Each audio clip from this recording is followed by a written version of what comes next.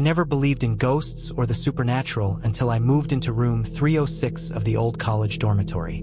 The building was a relic from the 19th century, with creaky wooden floors and walls that seemed to whisper ancient secrets. But I was desperate for a place to live, and the rent was cheap. Little did I know that the price I paid for a roof over my head would be far more than I bargained for. The first few weeks were uneventful.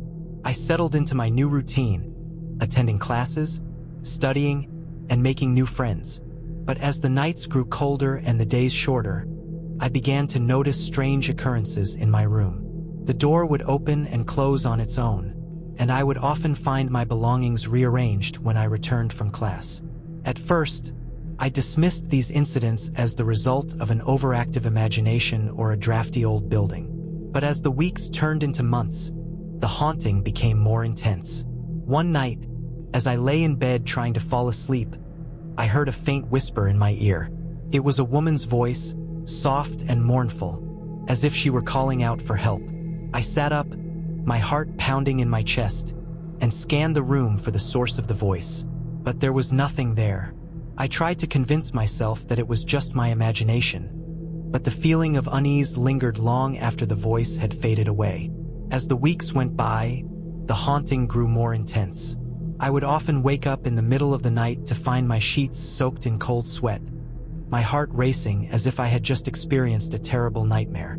I began to see shadows moving in the corners of my room, and I would hear footsteps pacing back and forth outside my door. One evening, as I sat at my desk studying for an exam, I felt a sudden chill in the air. I looked up to see a woman standing in the doorway, her face obscured by a veil of darkness. She was dressed in a long, flowing gown, and her eyes seemed to pierce right through me. I tried to speak, but my voice caught in my throat. The woman raised her hand, beckoning me to follow her. I hesitated for a moment, but the pull of curiosity was too strong to resist. I followed the woman down the hallway, my heart pounding in my chest. She led me to a door at the end of the corridor, which she opened with a key that seemed to materialize in her hand. Inside was a small, dusty room, filled with old furniture and cobwebs. In the center of the room stood a large, ornate mirror, its surface clouded with age.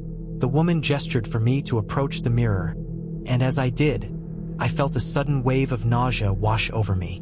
I stumbled forward, my vision blurring as I stared into the glass.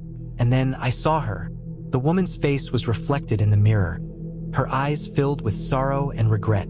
She reached out to me, her fingers brushing against the glass, and as she did, I felt a jolt of electricity course through my body. I fell to the ground, my mind reeling from the shock. When I finally regained my senses, the woman was gone, and the mirror was once again clouded with age. I stumbled back to my room, my heart racing and my mind filled with questions. Who was the woman in the mirror, and why had she chosen to reveal herself to me? As the days turned into weeks, I began to research the history of the old college dormitory. I discovered that the building had once been a private residence, owned by a wealthy family in the 19th century. The woman in the mirror, it seemed, was the daughter of the family, who had died under mysterious circumstances in the very room where I now slept. I became obsessed with uncovering the truth about the woman's death, and as I delved deeper into the past, I began to uncover a dark and twisted tale of love, betrayal, and revenge. The woman, it seemed, had been in love with a man who had been promised to another. In a fit of jealousy, the woman had poisoned her rival, only to be discovered and accused of murder. She had been sentenced to death, but her spirit had remained trapped in the old college dormitory, haunting the halls and tormenting those who dared to enter her room. As the semester drew to a close, I knew that I could no longer stay in room 306. The haunting had become too intense, and I feared for my sanity. I packed my belongings and moved out of the old college dormitory, vowing never to return. Years passed, and I tried to forget the horrors that I had experienced in room 306. But the memories lingered, haunting me like a ghost from my past. And then, one day, I received a letter from the college. They were planning to demolish the old dormitory, and they wanted to know if I had any artifacts or memorabilia that I would like to donate to the school's archives. I hesitated for a moment, But then I made a decision. I would return to the old college dormitory one last time, to confront the ghost of the woman in the mirror and to lay her spirit to rest. I arrived at the old college dormitory on a cold, rainy night, the building looming ominously in the darkness. I made my way to room 306, my heart pounding in my chest. I opened the door and stepped inside, my eyes scanning the room for any sign of the woman's spirit. And then I saw her. She was standing in the corner of the room, her face obscured by a veil of darkness. She raised her hand, beckoning me to follow her. I hesitated for a moment, but then I took a deep breath and stepped forward.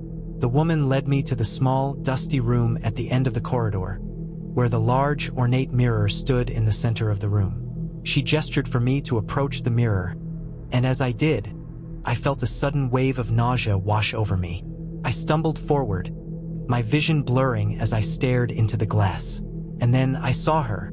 The woman's face was reflected in the mirror, her eyes filled with sorrow and regret.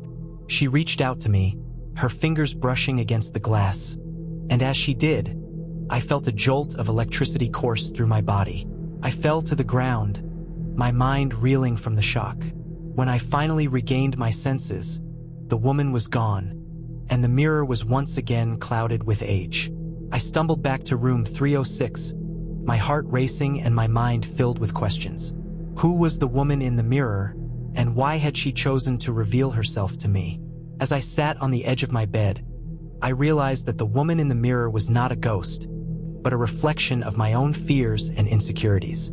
She was a manifestation of the darkness that I had carried with me since my days in the old college dormitory, a reminder of the horrors that I had experienced and the pain that I had endured. I closed my eyes and took a deep breath, letting go of the past and embracing the future.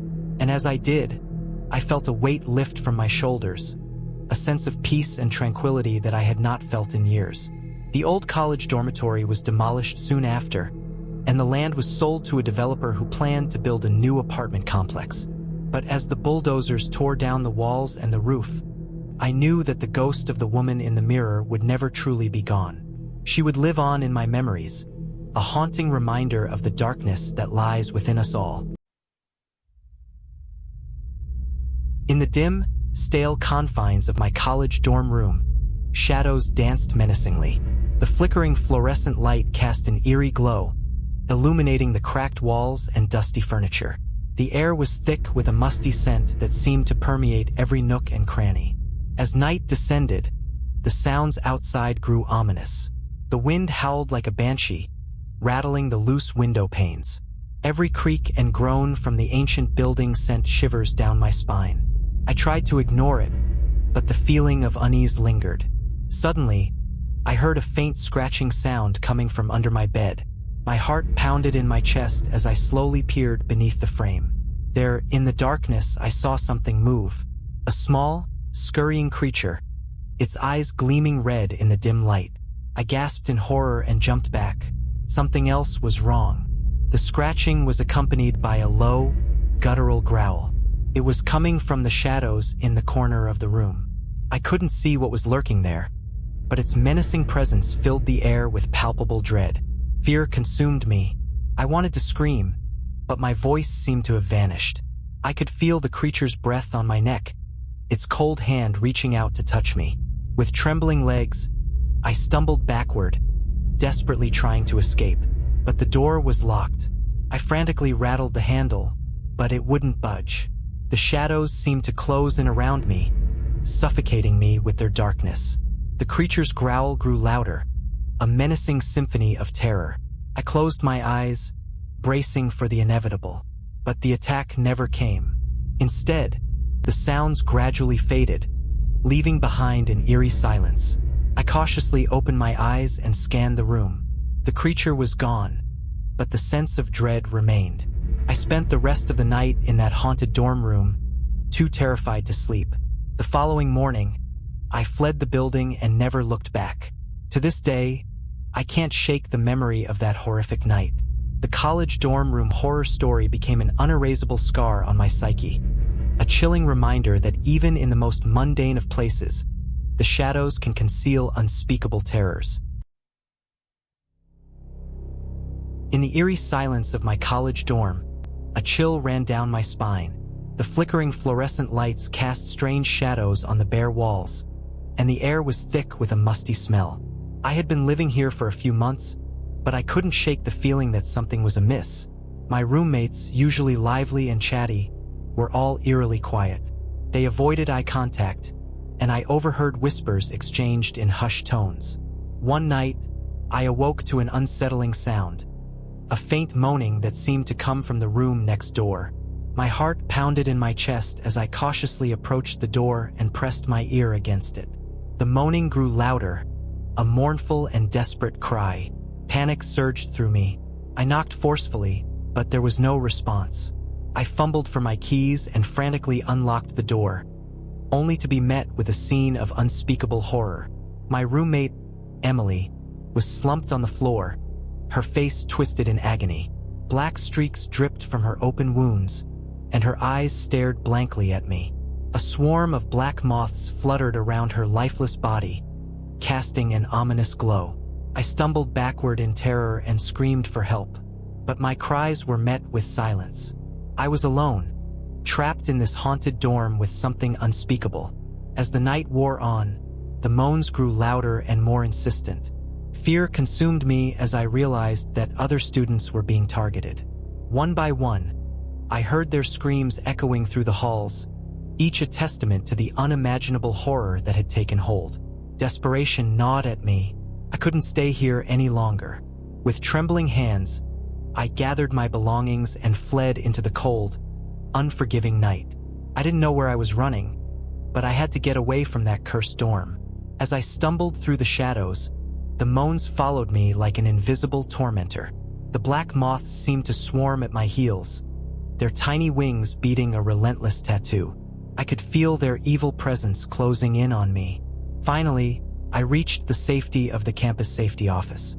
I frantically poured out my story, my words stumbling and incoherent, but the officer just stared at me with disbelief, dismissing my tale as the product of a vivid imagination. That night, I slept in my car, too terrified to return to my dorm. I never did.